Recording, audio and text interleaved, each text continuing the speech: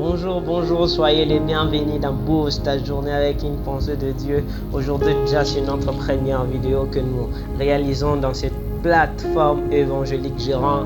Grâce à Dieu, je suis très content et très heureux. La pensée que nous allons partager aujourd'hui est celle-ci. Les leçons à apprendre autour de la tentation de Jésus-Christ dans les déserts. Je suis dans Matthieu chapitre 4 à partir du 1er jusqu'au 2e verset. Je vais lire.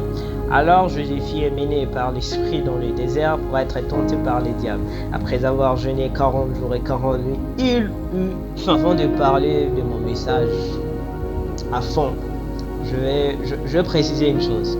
Aujourd'hui, nous allons parler de Jésus. Mais nous n'allons pas parler de Jésus comme Dieu. Mais nous allons parler de Jésus comme homme. Comme vous savez bien, Jésus sur terre, il a vécu comme étant que homme, étant que Dieu. Il était 100% homme et 100% Dieu. Et aujourd'hui, c'est du côté humain de Jésus-Christ que nous allons parler et que nous allons tirer toutes les leçons autour de la tentation qu'il a fait face au désert. Je suis dans Matthieu chapitre 4 à 1. Première leçon à tirer ou soit à apprendre autour de la tentation de Jésus est celle-ci. La tentation et la volonté de Dieu. Beaucoup diront, celui-là, qu'est-ce qu'il est en train de rencontrer encore? Oui, frères et sœurs, la tentation et la volonté de Dieu.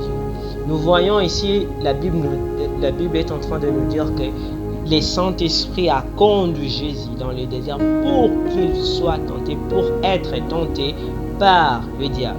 Vous voyez, la tentation est la volonté de Dieu, frères et sœurs. Dieu veut que tu sois tenté, mais Dieu lui-même ne te tente pas, c'est le diable qui te tente.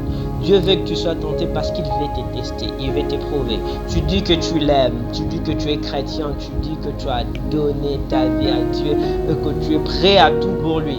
Il va te faire passer par la tentation pour voir si réellement ce que tu dis est vrai. Pour t'éprouver, pour te tester. Vous voyez? Et à partir d'aujourd'hui, j'aimerais que nous puissions voir la tentation autrement. Que nous ne puissions plus voir la tentation comme un lourd fardeau, comme une punition que Dieu nous inflige, mais que nous puissions le voir comme une opportunité. Une opportunité de montrer à Dieu. De montrer à Dieu combien on l'aime. De montrer au monde combien on est fidèle à Dieu. De montrer au démon combien on est obéissant et obéissante à la parole de Dieu. Nous passons au second verset de notre passage. Matthieu 4d. La deuxième leçon déjà est celle-ci.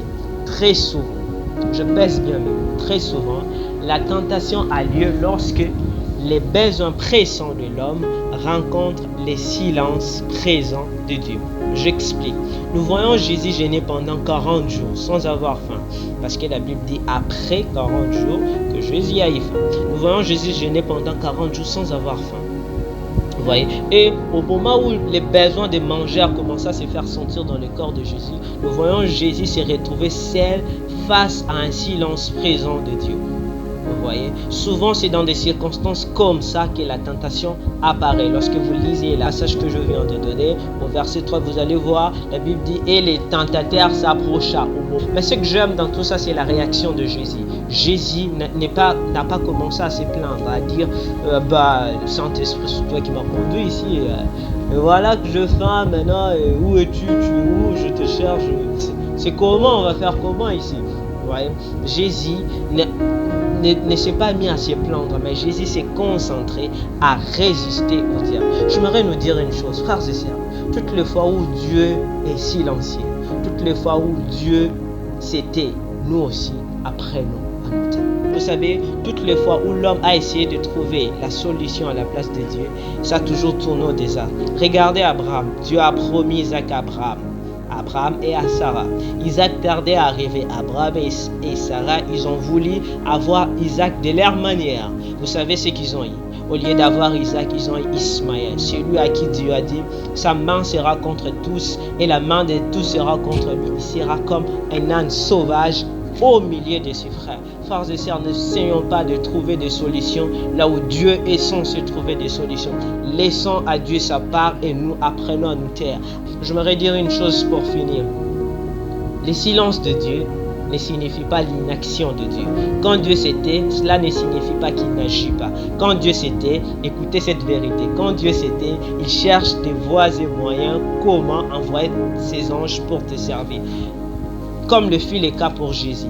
quand Jésus a commencé à ressentir la famine, on voit qu'on ne parle plus de Dieu. On ne parle plus du Saint-Esprit qui lui a conduit dans le désert. De Matthieu chapitre 4 à 2 jusqu'à 10, on ne parle que de Jésus-Christ et tentateur. Jésus face au tentateur.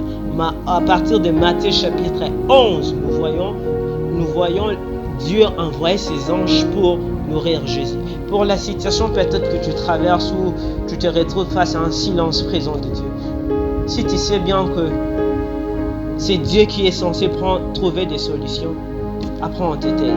Tais-toi et laisse Dieu trouver des solutions. Et je m'aimerais te dire une chose. Tu sens que Dieu est silencieux, Dieu n'est pas silencieux. Il travaille, il cherche des voies et moyens comment envoyer ses anges pour te visiter, pour te servir.